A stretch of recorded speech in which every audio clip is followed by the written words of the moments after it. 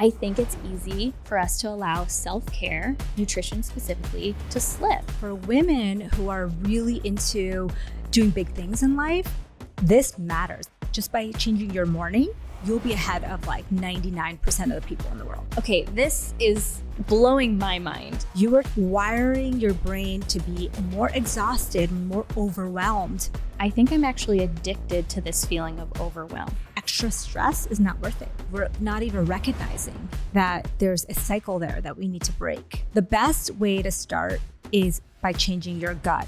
That can change your life, especially if you're a woman that's worried about your hormones. It's been a game changer for my energy, my mood, and we can all do that.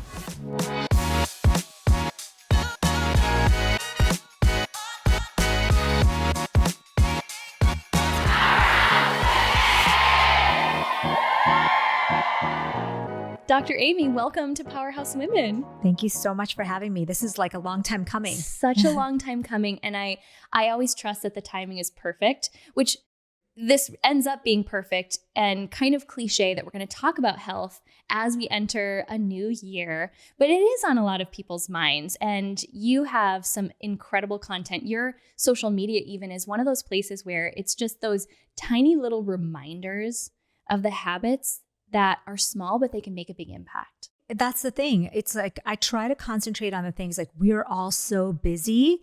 And what are the things that are going to make the biggest change with the smallest tweaks in our day or in our routine? And that's really kind of the sweet spot for what I like to do. So as we enter this new year, what are some of those things? If someone had maybe 30 seconds with you on an elevator or a minute, let's say it's a longer elevator ride, and you had to give them just 1 to 3 simple tips where they could implement it into their daily routine and not even really notice that they were doing something quote unquote healthy, but over the long term, it could actually have a big impact. What would those like 1 to 3 things be? Oh, this is such a good question. I think really changing your morning. Our mornings are the best time to actually put in healthy habits because we have the most, energy to do something. We have the most decision-making capacity. We're the most motivated. Our dopamine is kind of the highest in the morning. So I say if you can do the 3 F's in the morning, that can change your life, especially if you're a woman that's worried about your hormones and your gut health. So gut health, hormone health, and brain health all kind of go together with these 3 F's. So the first F is fasting. So I don't mean like a long intermittent fast. I think that I've gone away and a lot of the experts have gone away from saying skip breakfast and, stress your body out until noon or 1. It's really about giving your gut a rest overnight. We know there's something called chrononutrition, meaning our body works on a clock. And during the daylight hours, we're supposed to be working, eating, moving. In the nighttime hours, we're supposed to be repairing, renewing, and sleeping. And so in our world, everything is all flipped. Like people are having Uber Eats at midnight and you're staying up all hours of the night, not getting any light during the day. So that really affects your mood, your gut health, and your hormones. So fasting is the first F. 12 hours is all you need. So you finish dinner at 6. Don't eat again till 6 a.m. Maybe 7 to 7, 8 to 8, something like that. Yeah, easy. Yeah, easy. Something that's not going to make a big difference in your routine, but it's going to make a huge difference in your health because your gut needs rest, just like your brain needs rest. And those gut bacteria, they're organisms that have circadian rhythms too. So they also see day and night and they need to repair, renew at night. So that's the first F. The second F is fitness. And I know that most people will stick to a fitness routine if it's scheduled into their day, and especially if it's early in the day. That's like the ideal time. Now, any fitness is good fitness. So if you do it at midnight, it's still good. But if you can get it done first thing in the morning, especially with natural light, with those circadian rhythms, can change your life. Women especially don't realize that you don't need to be pushing yourself at the gym and doing these crazy cardio classes. You could just go for a walk. A sunny walk is a game changer for your hormone health. So that's the next F. And even if you don't have time, do a 10-minute walk, do a 5-minute walk. And then the third F is the food portion. Having a breakfast with fiber and protein and a probiotic, these 3 things is life-changing. So we now know that our gut health informs our hormone health and our brain health. Like if you eat processed junk food all the time, you're going to feel depressed. The studies show it over and over again. And I think most people don't even realize like, oh, the food I'm eating is making me sad and fatigued and less motivated. So you want to start with a high protein breakfast to balance those blood sugar and make yourself fuller for the rest of the day. Fiber to feed that gut bacteria that's going to determine your mood, your energy levels, and something that's probiotic. So it could be like a yogurt. It could be a probiotic cottage cheese. It could be a little bit of apple cider vinegar and water. And if somebody told me, hey, I can't do anything else, I just need something quick, I'd say, okay, go do the 3 F's in the morning, and that will change your life. Oof. I mean, that alone right there, those were actually some of the changes that I ended up making this year slowly over time. The one being moving my breakfast to earlier and making it high protein, at least 30 grams of protein. And it's been a game changer for my energy, for, yes, my mood as well, because I was confessing to you before we turned on the camera that if I get into work mode, I actually am more likely to skip a meal or go past a feeding window where I start to feel it physiologically. Yeah. So if you were to give us kind of like a template for putting together that perfect breakfast, if people are like, I need examples. Yes. You mentioned like cottage cheese, things like yogurt. What could be like a simple breakfast someone could start with? Perfect. So a simple breakfast could be probiotic cottage cheese with berries and nuts. There you go. You got your fermented, like your probiotic food. You got your protein because it's in the cottage cheese or yogurt itself. And then you have the fiber. You can add the berries or the nuts, which are both great sources of fiber. You can put some chia seed on it if you want. So that's one. Another one would be a veggie egg scramble. And then you could eat cottage cheese or yogurt with it, or have a kombucha or a spoon of sauerkraut. And that would be super easy to do. You could do a tofu scramble with, that's the protein. Then you put veggies in it or black beans. That's the fiber. And then you can have another probiotic. The probiotic part is something that most people are not doing. And it's a game changer in your life. Like, we know now that adding even one serving of probiotics could improve your motivation, your mood, and improve your hormone health, especially for women who are going through hormonal changes like menopause or having a lot of premenstrual symptoms. Probiotics in food form can be transformative. Yeah. Okay. Let's talk about this, because the gut-brain connection is being talked about a lot more now in the health community. But for those who maybe aren't as dialed into current research and how it affects us on a daily basis, I really want to dig into this, because you're speaking to an audience of ambitious women who have big dreams. They're building businesses possibly. And I think it's easy for us to allow self-care, nutrition specifically, to slip. But it affects how we show up in our businesses. So will you talk a little bit about that brain-gut connection, and then we'll really unpack this? Yeah, so I think most people don't realize that cravings come from your gut, primarily come from your gut. And you think, oh, it's your brain wanting food. No, it's your gut. And even motivation and drive, that dopamine pathway is primarily coming from your gut. We're now realizing like it's not just from the brain, it's coming from this brain-gut connection. It's a two-way street. They talk to each other. So what you eat, what you ingest, the gut bacteria kind of feed that back to the brain. Yeah. And then what you're thinking, what you're saying, who you're hanging out with, the brain feeds that back to the gut. And so it's constantly in conversation. So all of that matters. So not only does it matter who you spend time with, because we know that that makes a huge difference, right? It also matters what you're eating and what you're inputting to your body, like eating a lot of antibiotic-ridden food. Are you eating a lot of processed foods? Because that in turn is going to tell your brain to say, hey, I'm tired. I'm less motivated. I don't want to do the things that I need to do. And so for women who are really into, doing big things in life, this matters. That brain-gut connection, it matters so much so that if you transplant someone's gut bacteria to another person, their entire personality, motivation, and drive changes. And so, what? Yeah, isn't that crazy? That's their entire insane. mental health, without even changing their brain at all, changes. So they did an experiment. They found this out with Alzheimer's, with autism, with depression, with anxiety, and then with schizophrenia. They found that, hey, let's just see if this is really true. So they took the gut bacteria from a patient who had schizophrenia, and then they took gut bacteria from people who didn't have schizophrenia, and they put it into mice. so that they could see like how it affected the mice brain. The researchers, before even looking at the brain of the mice, could tell which animals got the schizophrenic gut bacteria because the animals already acted different. They acted like they had schizophrenic traits. And when they looked at their brains, lo and behold, they didn't change anything in their brains, but they found the same abnormalities in the brain connections that you see in patients with schizophrenia. That's wild. Isn't that crazy? That's unbelievable, because when I think about even just the more talked about mental health topics of anxiety, depression, I don't really hear anyone talking about addressing those with food, with nutrition.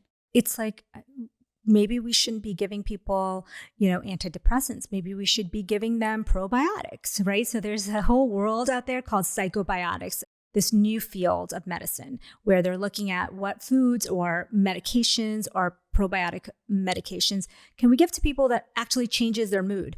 And so that's why when we talk about motivation, I'm like, that motivation piece really does come from the gut. So if you think about it, people who get sunlight, who are eating healthy foods, who are exercising, they end up having happiness scores and productivity scores and motivation scores, mood that are much, much higher than people who are eating the highest number of processed food items, not getting sunlight, not exercising. So when I talked about those 3 F's, I'm basically saying like, hey, our default society is kind of going in the wrong direction. I mean, we see it with the rates of anxiety and depression and low motivation states. So reverse that just by changing your morning, and you'll be ahead of like 99% of the people. Yes. Okay, you mentioned sunlight, and this is also something I work with a functional medicine doctor, and something that we talked about early on about morning sunlight specifically. Will you talk about how that impacts our brain and how we start our day? I love the morning sunlight thing because we have receptors in our retina, in our eye, that go directly to the circadian centers in our brain. So it's like you see the sun, it directly sends a signal to the brain like it's morning. So it turns on all the energy centers. It turns on your digestions, your hormones, thyroid, all of that. They need that input like, okay, it's time to wake up. It's time to go.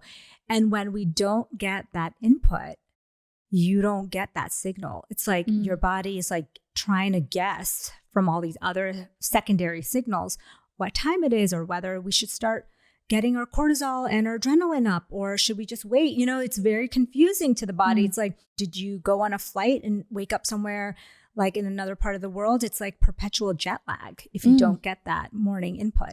So even if you can go out for like 2 minutes, like I said, like the fitness piece doesn't have to be 30 or 1 hour fitness routine. It can be a 5 minute, 2 minute like stretch in the sun.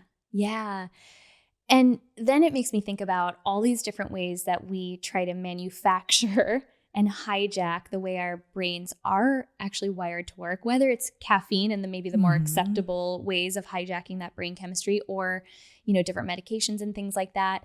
How does that start to mess with our bodies functioning as they're designed? Does it actually make it harder for them to do their jobs? Oh, 100%. So one of the things I've been trying since the beginning of the year is sky before screens. So one of the things we all do, and I do this too, I literally have to work on it every single day, is I roll over and you want to just start looking at your emails, like, and just immediately. Like we know it's sick and twisted. Yes. And like, that there's nothing that can't wait. Like I usually, of course, I look at my phone to make sure I have kids, want to make sure there's no emergencies. I'm a doctor. Want to make sure that my text messages, it's on silent overnight. I just want to make sure that there's no emergent situations. Like no one's actually dying. Yes. Like you're someone who actually might have a valid reason to make sure. And like, kids, stuff happens, right? So I look at it just to make sure that there's no emergencies. But then my job is to not dig into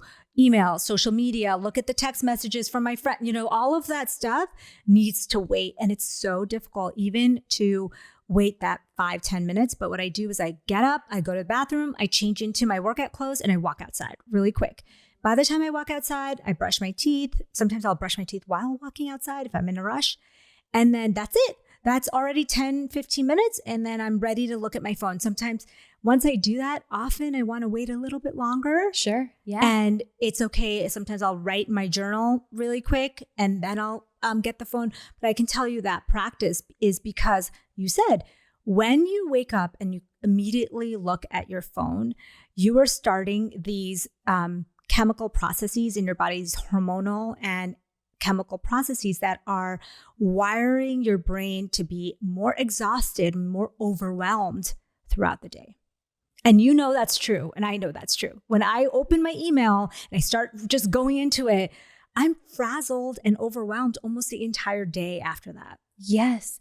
So I love that. Sky before screens. So when you're talking about waking up, putting on your workout clothes, you're walking outside to allow that natural light exposure into your brain, eyes and your brain. And you're letting your brain shift from, the sleep waves, beta waves and theta waves to alpha waves, which is, there's that transition time, that 15, 20 minutes. And that's when you have a chance to kind of get that sunlight, get your body to know that, hey, it's morning time so that you can be your most motivated and energetic self. And anyone who's tried this for more than 3 days can see the difference. It's like immediate, like if you do this, you can immediately know. And if I tell you, you probably intuitively know like, oh yeah, those days where I just open my eyes and I go get some sunlight, that's like the best day. And so that's something I think could be easy and a way to shift your hormones in a really, really simple way that I think, thousands of years ago, if you think about it, if you woke up in the morning, there was no TV, there was no internet, there was no cell phones. Right. You basically would get out of bed and get some sunlight before you'd go to work. That would be the way the world worked. And so our brains are still wired to go in that direction. And what I love about it is it's not this unachievable morning switch. It's like a not 3-hour morning routine. Or this hour-long meditation, which if you incorporate those things, great. Yeah. But that's something that for most of us, most of the time, doing those 3 F's is achievable, especially at those smaller amounts. But I want to circle back to what you were talking about with the feelings of overwhelm, exhaustion, the link to the screens, because here's what popped into my mind. Looking at my own relationship with those emotions specifically is there have been times where the thought I've had is, I think I'm actually addicted to this feeling of overwhelm. I know looking at my phone in the morning is not serving me. It's not helping me. Can we actually get addicted to our not supportive emotions? If you think about it, these apps and especially social media, they're built to get you addicted. Maybe their goal is not to get you addicted per se. They'll not say that, but their goal is to check it more, to keep you on the app, to keep you on the app and keep you coming back for more. So one of the things that you'll see is when you post something and you're on social media, you post a podcast, you post a YouTube episode, you post an Instagram post, and it gets a lot of attention. Shares, likes, comments like, Lindsay, you're awesome.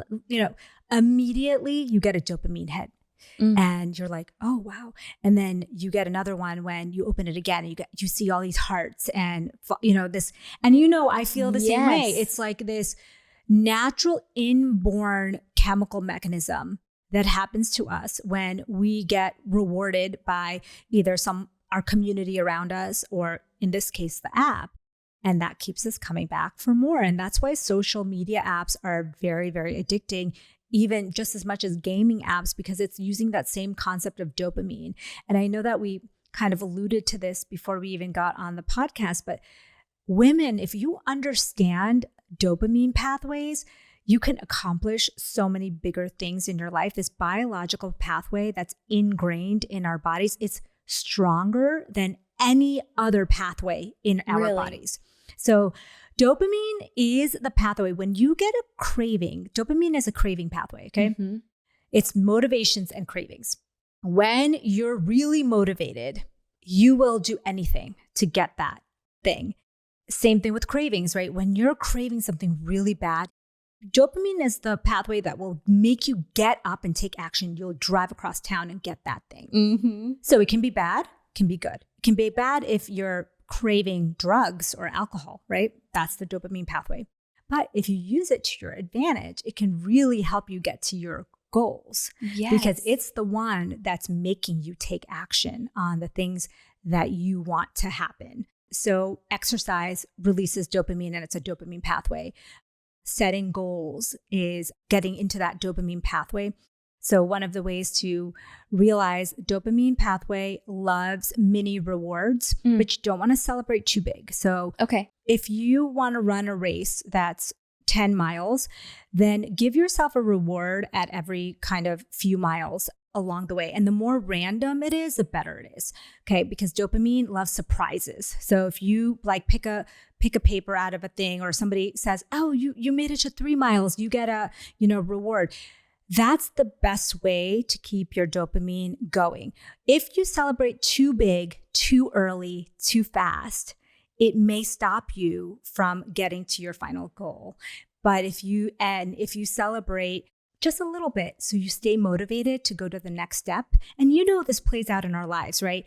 When you accomplish something, if you celebrate too big, tell too many people, you almost exhaust yourself from moving to that next level. So you want to celebrate, but not celebrate too big, and chop it up into smaller pieces so you can keep going to that next step. And that's how you can use dopamine to your advantage. It's the same exact pathway, though, that social media uses to keep us addicted, because when we open that app, we get a hit of dopamine just the way we do when we exercise or when we accomplish a task. And sometimes that dopamine is just easy, and you can just get it so easily by opening your phone. You don't have to do much. And so it becomes an easy way to fulfill that need for dopamine. This is so brilliant when you're relating it to the randomization of the rewards, et cetera. Does that also explain why? Because there is no randomization when you're opening the app. Yeah. You need more, or it doesn't feel as fulfilling. And then it's linked to feelings of low mood. It's linked to feelings of anxiety, because what used to give us that high doesn't anymore. Yes. That's so fascinating. And it's the same thing with, alcohol, gaming. So that's why Vegas, okay, I'll give you that example. Gambling is so addicting because Vegas knows that if it gives you a reward randomly, a surprise reward, you will get a dopamine hit so high that when it starts to drop, you're going to want to do it again. And so they time it like that. So I'm saying that, hey, now knowing this pathway, turn it around and say to yourself, all right, I want this big goal in my life. Like I want to be on a stage. Okay. What are the steps that I need to take? Because it's too hard to keep imagining yourself on that stage. Yes, like if it's so far in the future. Exactly. What are the steps that I need to get to that stage? What are the different milestones that I need to get to that stage? And motivate yourself by giving yourself little celebrations, not regularly, like I said, not every Friday, but when you accomplish like a goal or task. And the more surprising the celebration is, the better it is for motivating you for the future. What is it about the surprise that's so effective with our brain chemistry? So when you are not expecting something and then you get that big dopamine hit, it creates this almost like euphoria response in your brain, and you want to do that more, right? So they always say that dopamine loves surprises, but it also loves anticipation. So one thing you could do to increase your dopamine levels is really look forward to something. So say you're accomplishing, like on your way to being on a stage, you want to set like a little goal for yourself, and it's going to involve a celebration, and you just look forward to that celebration, and you're doing all the things to get there, and that anticipating, like the planning of the party or the planning of... That's the part I love the most. It's actually the whole reason to have the party is to anticipate it. There you go. You're like, that's for you. A lot of people actually get more dopamine release from the planning portion of their trip, their party, or their celebration than even the event itself. Yes. Which is crazy. I just had to explain this to my husband. We're leaving tomorrow for a trip that's to celebrate my birthday. And I had to explain to him, I said, I just need to know like some of the plans, because part of the fun for me is planning the outfits I'm going to wear. Not even wearing them. It's the planning of the outfits. But I have never heard someone explain motivation in that way. And we can all do that. Right. So if you want to motivate yourself, like I always think to myself, okay, I know what I want. And I know you do too. When you know what you want, it's really, really hard to look 5 years in the future, 10 years in the future, or however long in the future. But if you can break it down to something where you can work towards and do an internal celebration, maybe it's just you and your husband or your family, your dog, and you celebrate, but then you move on to the next stage. That's the ideal way to keep going because, you see this a lot of times with people who win the lottery or people who win the Super Bowl or something. They have this amazing moment and they have a huge letdown effect. So the biggest thing about dopamine is like you want to release dopamine, but you want to hold back just slightly because you don't want to release all of it and then feel depleted afterwards. So true. As you're explaining this, thinking about the most common goals people say for the new year they really want to focus on, whether it be financially, with their business, and I want to kind of pivot and talk a little bit about health. This is a premise that can relate no matter what your goal really is. Yeah. If your goal is fitness, I think this is really easily applicable because you can celebrate with a milestone and like I said, don't go too crazy because you don't want to deplete it all, but you want to do it so that you celebrate the milestones, keep yourself motivated to go to that next level. So one thing I'll tell you that kind of explains biologically how this process works is imagine thousands of years ago, you were walking through the forest and you found a huge fruit tree, a beautiful green tree full of ripe fruit. Okay. Our dopamine pathway is built. So all of a sudden you're going to see that tree. You're going to remember it. Your dopamine is released in your brain. Like, wow, look at all this fruit. I'm going to gather this all up. I'm going to bring this to my family. And you're going to remember that because that feeling of euphoria, you want it again. And so that keeps us going to search for more food sources, to search for more survival. And that was our body's way of kind of motivating us. So that kind of makes sense then why you get that dopamine hit when something survival based or success based happens. Yeah. Okay. This is blowing my mind. So I know that those of you listening are taking notes too. I want to talk about the health aspect because especially as we talk about the connection between our brain and our gut. And for those listening who aren't shocked to hear that processed foods are not supportive of the way that they want to feel, I want to dive into how we start to make changes in that area. But I want to start with talking about what is the difference between cravings and actual hunger. Yeah. Hunger is a biological need for food. So hunger is if you don't eat, you will die of starvation. It's your biological signal to eat. Cravings sometimes have nothing to do with hunger.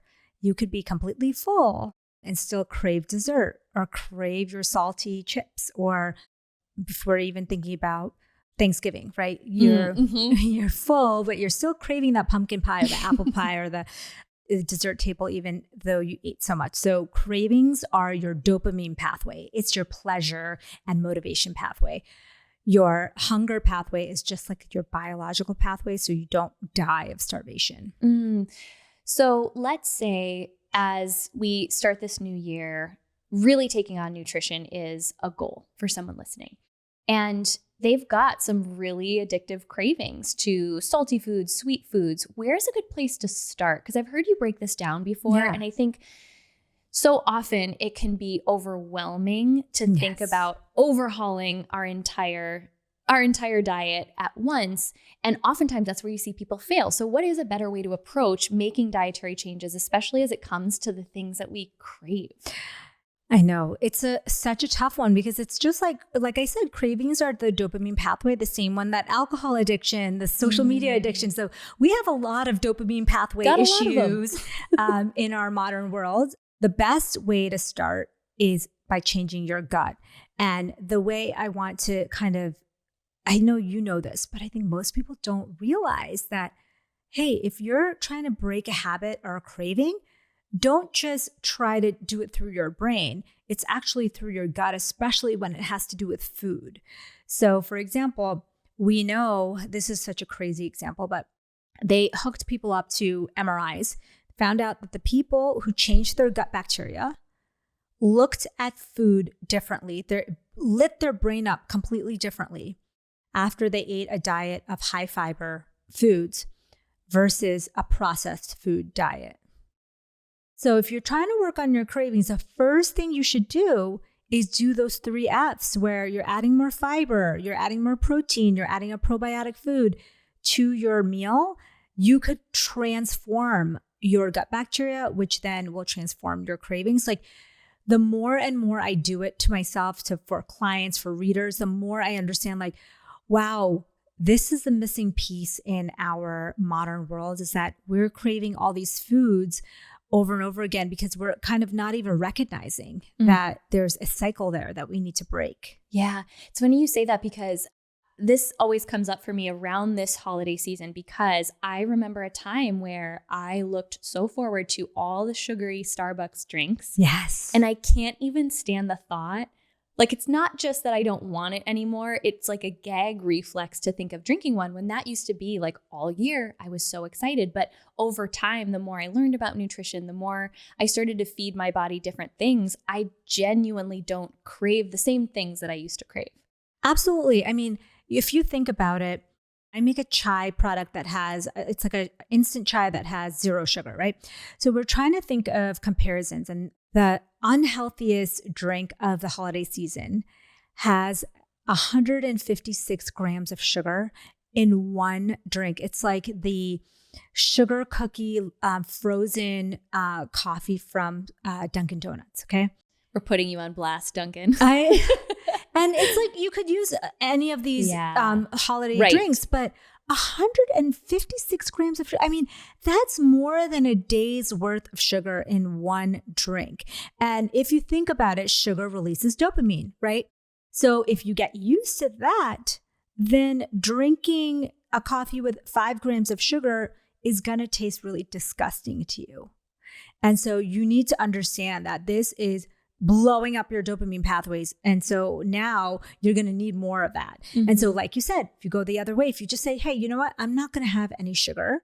Drinking that much sugar will be nauseating to you. Mm-hmm. Like you won't be able to even, like I couldn't even take a sip. Like I was so disgusted by it, because it's like when you taste it, it actually is almost repulsive because it's like overload of sugar. So one of the things that you have to realize for people who are addicted to sugar, and I was the same way, I did my fellowship, my last training years at Columbia in New York, and I would get out of the subway and there was like a Starbucks right like out up the stairs. Convenient. And and I would always say to myself like, oh, I deserve it today. It's like a treat today. You know, I'm going to get myself a treat. And I do like a pumpkin spice, or I do a peppermint mocha. That was like my favorite during the holidays. And then, of course, it ended up being, oh, I'm going to take a lunch, break, and maybe I'll go get another one. And it ended up being like a 1 to 2 Starbucks holiday drinks almost every day habit. And it was because over time, you start to get used to that level of sugar, and then you're ready for more. And it just kind of goes up from there. And so it's until you recognize that and actually cut it, it can really skyrocket to the point where, you're having multiple sugar rushes a day and not really realizing it. So is the approach to cut cold turkey, whatever it is, let's just take sugar because we're talking about this. Do I just cut it cold turkey and tough it out? Or is there a more gradual approach? Is there such a thing as like a healthy swap to start to retrain your brain to just crave different things? Well, I mean, I think everyone's different, just like alcohol, because I equate it the same way just because it's the dopamine pathways also. And you know that there's some people who go cold turkey and never look at it again. True. And, they're the lucky people, right? Like I am not those people. Yeah. So, I mean, sugar is a tough one because a lot of people will get headaches. They'll get your body, you are growing these bacteria in your gut that love sugar now. And so they're going to scream at you when they're not getting it. And so for some people, for me at least, the way it worked best was I went to MyFitnessPal. It's a free app on your phone. I started logging everything I was eating in a day. And then I looked at how much sugar I was having in the day. And then the next day I was trying to do less than that, like, 10 grams less than that. And then I was going like to 50 grams. And then I was trying to get to even lower. And for me, that's what worked. And giving myself kind of a gradual decrease so that I didn't get so many. And it takes only 3 to 5 days to start changing the gut bacteria. So once you start feeding it the right foods, it's going to start giving you motivation to crave the right things. 3 to 5 days. Isn't that crazy? There was this landmark study in the Journal of Nature, which is like the Nature journal is like the top health journal in the world.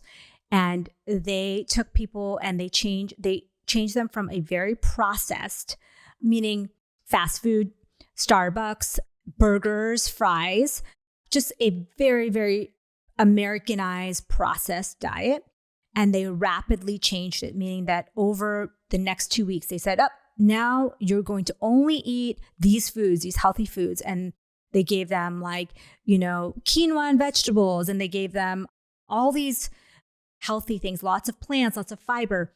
And they expected that within 2 weeks, they would look at their microbiome again, but they were looking at it every day over the 2-week time.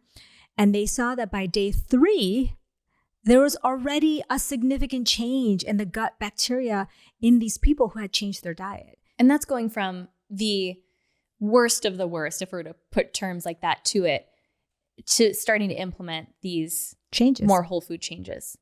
And so if you think about it, then you start to get motivated from the bacteria that are already there. They're going to send signals like, hey, I want to eat. I don't know about you, but like, I crave healthy things all the time. I'll crave like almonds. I'll crave, chia seed, like these things that your gut bacteria really loves. It will start to send cravings for that instead, which is amazing. So amazing. And I feel like I'm the type of person too, when I know the science behind it, because you don't always see the outward changes that you want to see right away. But when I can tie it to, I almost picture like these little bacteria in my gut having like this little party. Yes. Because of the positive changes. Yes. That to me is so motivating.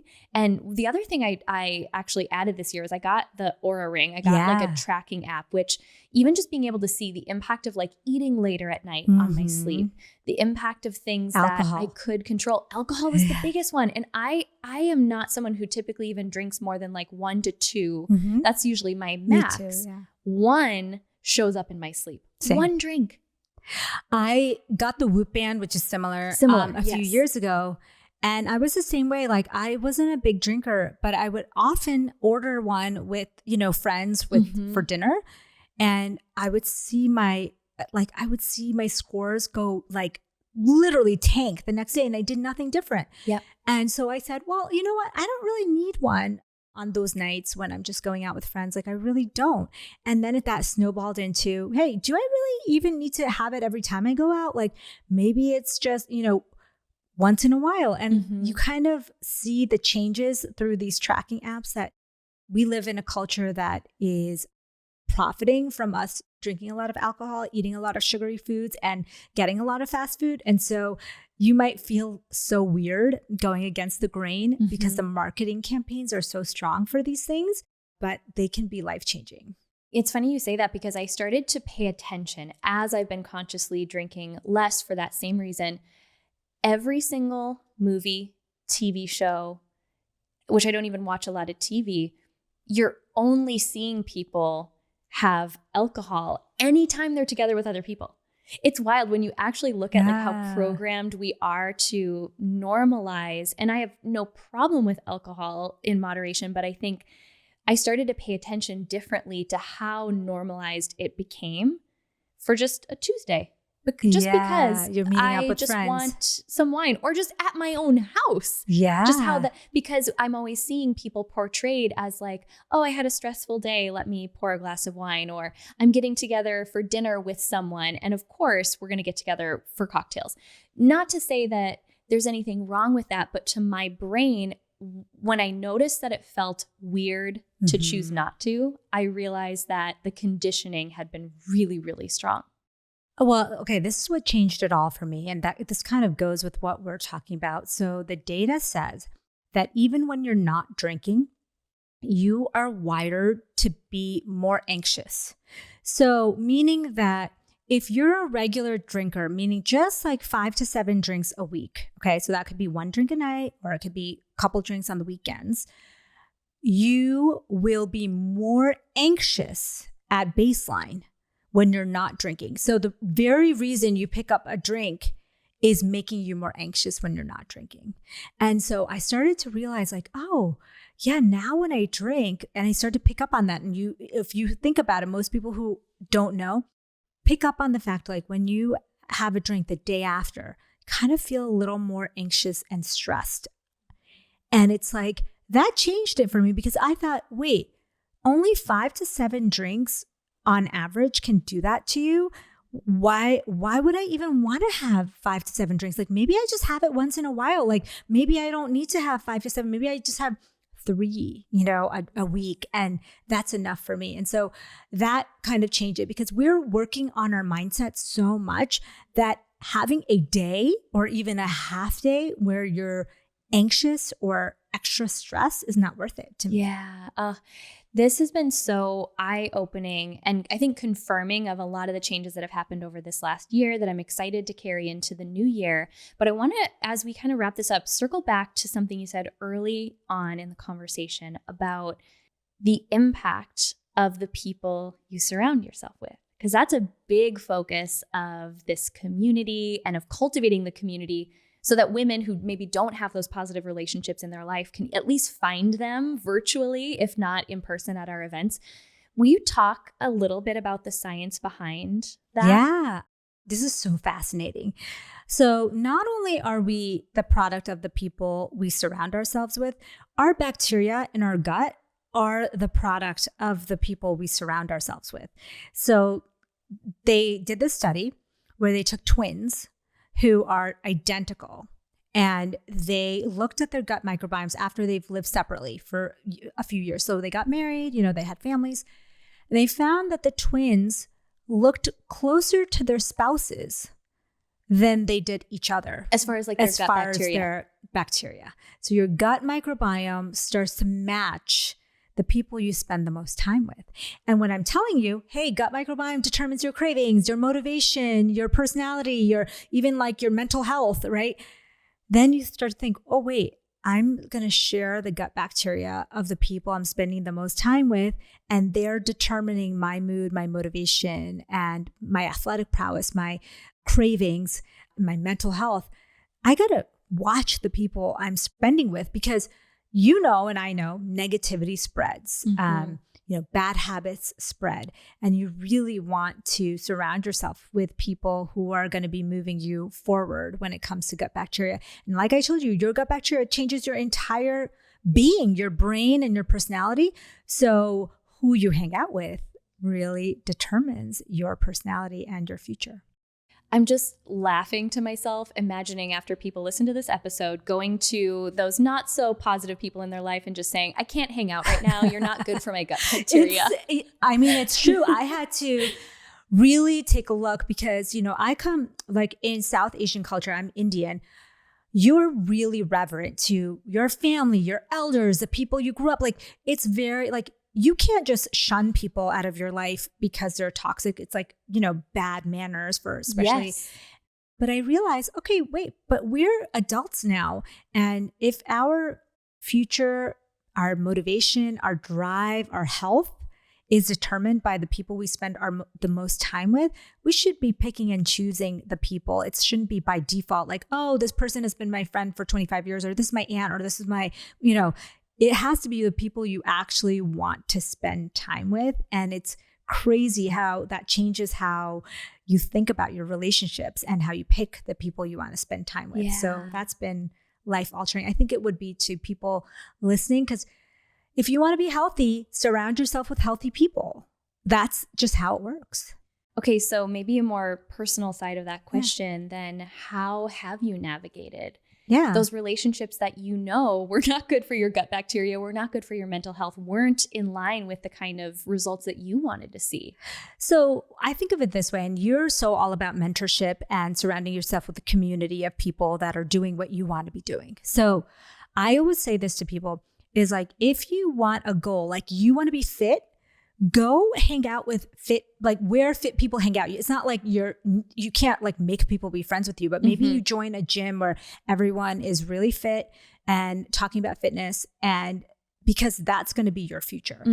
If you want to be a better public speaker, surround yourself, get a coach, get someone who's going to help you become a better public speaker.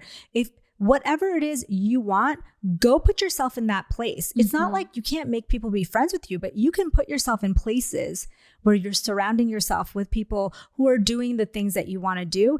And that's going to change your future more than kind of just sitting at home and hoping that, your dreams come true one day. This whole conversation has been so much more than I even imagined it would be. So incredibly valuable. I would love for you to talk a little bit about your books, which are a great place to start if this conversation really opened up that there's something you want to focus on. So talk about your books, and then we'll talk about where people can connect with you. Yeah. So I have 2 books, I'm So Effing Hungry and I'm So Effing Tired. They're both at amymdwellness.com or Amazon, anywhere books are sold. And all my stuff is at amymdwellness.com. My social media is at fastingmd on Instagram. And first of all, just like the most genius book titles. I think every woman listening is like, I am so effing hungry and tired. I know women say that. Those are the 2 big things that, especially my audience, really told me. So. Yes. Okay. So the last question is just really a reflection and opportunity for you to celebrate something more on a personal note.